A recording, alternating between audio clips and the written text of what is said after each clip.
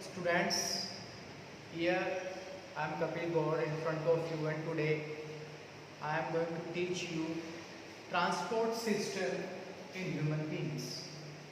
My dear students,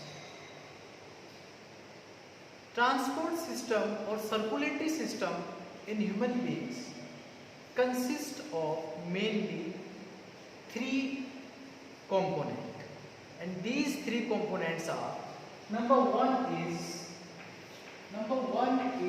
blood. पहला component जो है हमारे ट्रांसपोर्ट सिस्टम का वो ब्लड है. Number two is blood vessels.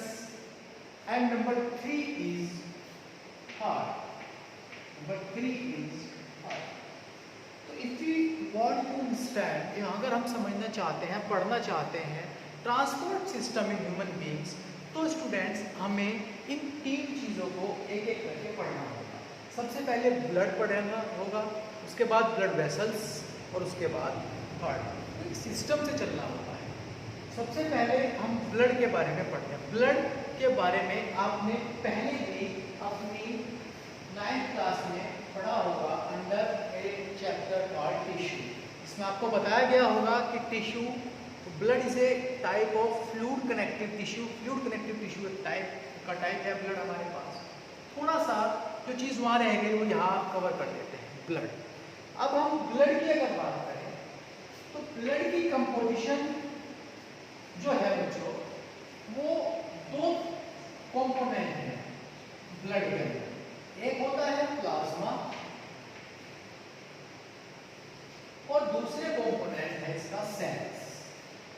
एक कंपोनेंट है प्लाज्मा और दूसरा इसका कंपोनेंट है sales.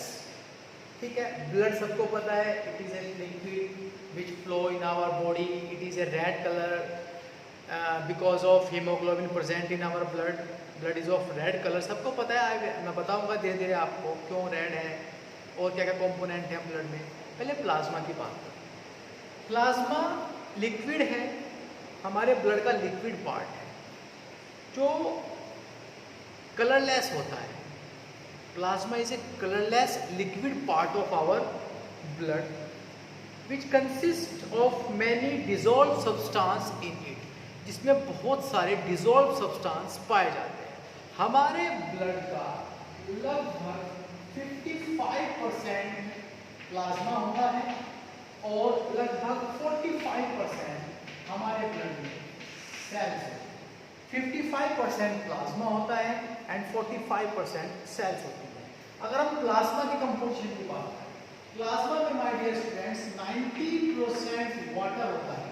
Plasma is made up of 90% of water and 10% other dissolve substance. 10% other dissolve substance. 10% other dissolve substances plasma के अंदर होते हैं. अब वो सब्सटेंस कौन कौन से हैं? सब्सटेंस है कौन कौन से? वो सब्सटेंस जैसे कि हमारी गैस हो गई, gases, oxygen and carbon dioxide. Hormones हो गए, प्रोटीन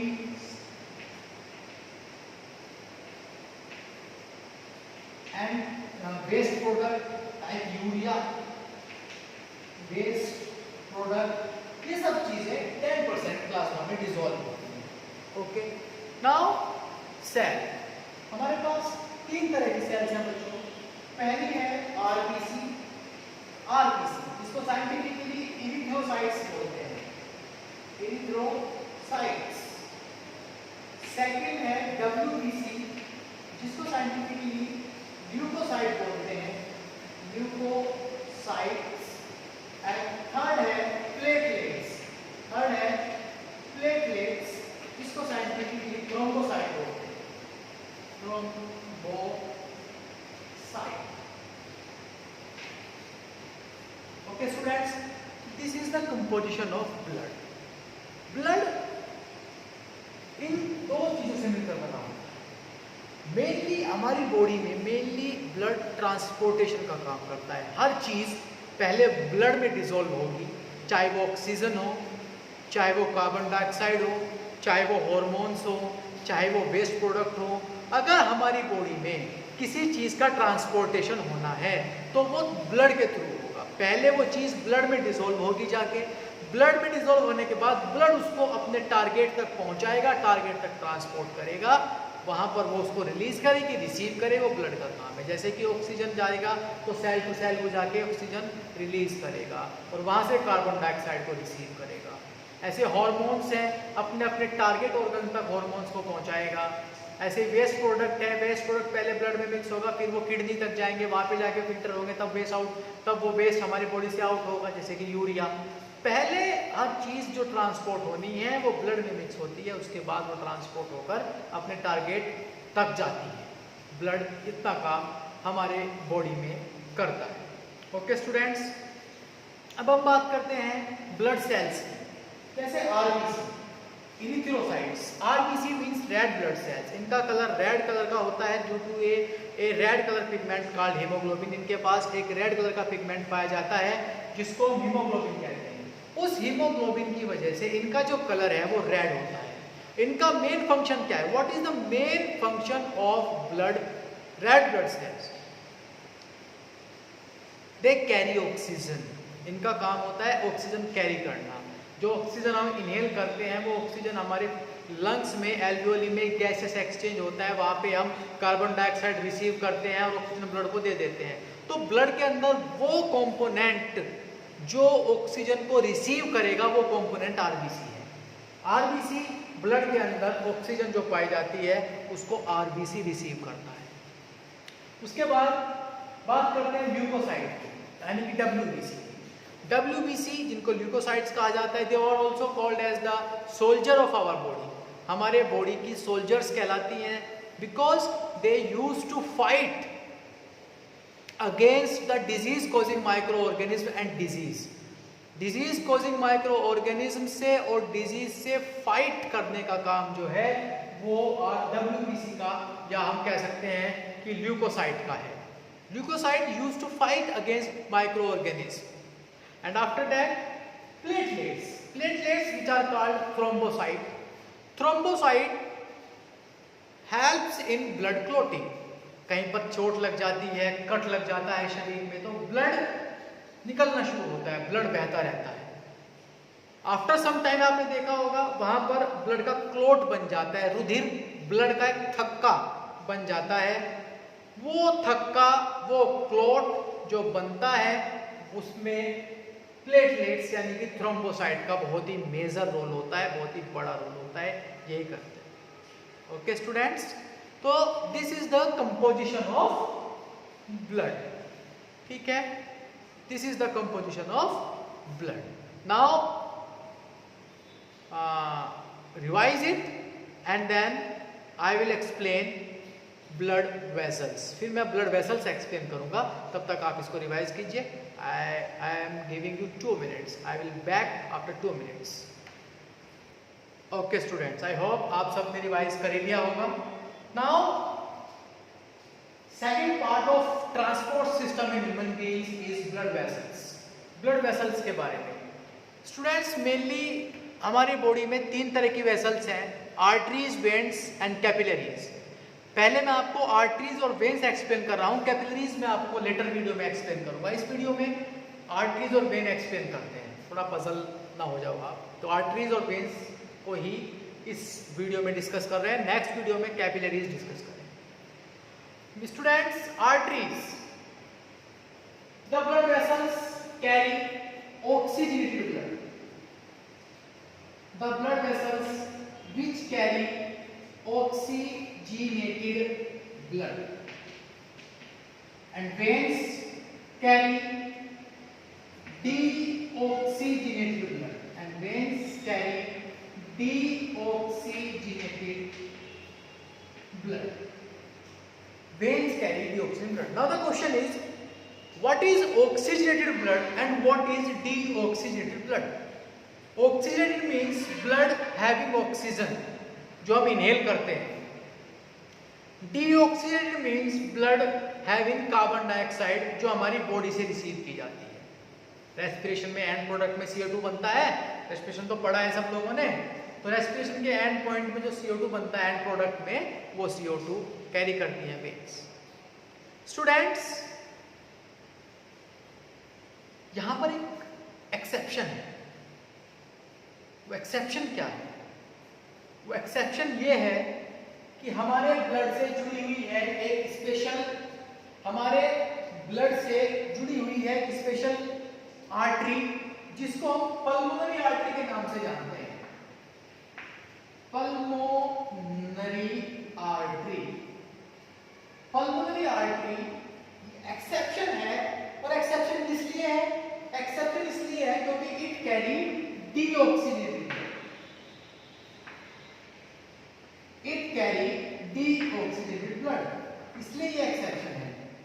और ये डीऑक्सीजनेटेड ब्लड क्यों कैरी करती है? I will explain when I will teach you the structure of human heart and human circulation in human heart, तब बताऊंगा। इसी तरह से वेन्स में भी एक एक्सेप्शन है जिसका नाम है pulmonary vein. Pulmonary vein which carry deoxygenated blood, sorry, which carry oxygenated blood, which carry oxygenated blood। अब देखो बच्चों, तो कॉमन सी बात है कि वेन्स में होता है डीऑक्सीजनेटेड ब्लड और आर्टरीज में होता है ऑक्सीजनेटेड ब्लड, लेकिन एक्सेप्शन हो गया, पल्मोनरी आर्टरी में पाया जाएगा उल्टा डीऑक्सीजनेटेड और पल्मोनरी वेन में उसका रिवर्स पाया जाएगा ऑक्सीजनेटेड। ओके, सो एक क्वेश्चन आता है कि what is the biggest artery in our body? हमारी बॉडी में सबसे बड़ी आर्टरी कौन सी है? तो ये भी याद रखिएगा, हमारी बॉडी में सबसे बड़ी आर्टरी है, उसका नाम है aorta, AORTA। aorta is the biggest artery in our body। ऐसे ही जो सबसे बड़ी आर्टरी जो ऑक्सीजन ब्लड कैरी करती है, that is vena cava, vena cava. Okay, now arteries का काम क्या है? आर्टरीज हार्ट से ब्लड रिसीव करती हैं, और जब वो हार्ट से ब्लड रिसीव करती हैं तो वो एक प्रेशर के साथ रिसीव करती हैं। उस प्रेशर की वजह से आर्टरीज की जो वॉल्स हैं वो थिक होती है। आर्टरीज की वॉल कैसी होती है? Thick wall. Arteries are thick wall, arteries जो है वो थिक वॉल है। Veins are thin wall.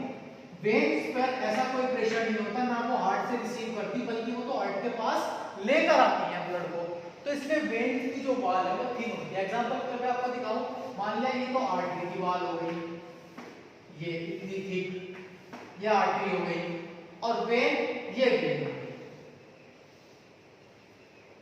ठीक है। Second, next point is arteries having narrow lumen, arteries having narrow lumen. Arteries में जो ल्यूमेन है वो नैरो होती है, and veins having wider lumen, wider lumen, wider lumen. Veins की ल्यूमेन वाइडर होती है। क्या? This is lumen. देखो यहाँ पर कितनी नैरो है और यहाँ पर ल्यूमेन कितनी ही वाइड है। Okay, next is valves absent, valves absent. Arteries में वॉल्व एब्सेंट होती है, वेन्स में वॉल्व प्रेजेंट होती है। Valve VALV, valve present. अब वॉल्व क्या चीज है? Valve is a type of structure which prevent the backflow of blood। Valve वो स्ट्रक्चर है जो ब्लड का बैकफ्लो रोकती है। देखो इस तरह से होती है, इस तरह से। इससे क्या होगा? ब्लड केवल एक ही डायरेक्शन में आ सकता है, ब्लड वापस नहीं जाएगा। अगर वॉल्व ना होती तो वापस डीऑक्सीजनेटेड ब्लड वापस भाग जाता बॉडी पार्ट्स में वेन्स के द्वारा। तो वॉल्व है तो ये वॉल्व ब्लड को सिर्फ एक ही डायरेक्शन में रखती है, दूसरे डायरेक्शन में ये वॉल्व को जाने नहीं देती, ओनली इन वन डायरेक्शन। ऐसी कोई वॉल्व आर्टरीज के पास नहीं होती, आर्टरीज में इस तरह की कोई वॉल्व नहीं होती है। ओके स्टूडेंट्स, तो this is the main difference between arteries and veins. In my next video, I will teach you about the structure of human heart and circulatory system in humans. Till then, thank you. Take care. Bye bye. And please revise this video. Bye bye.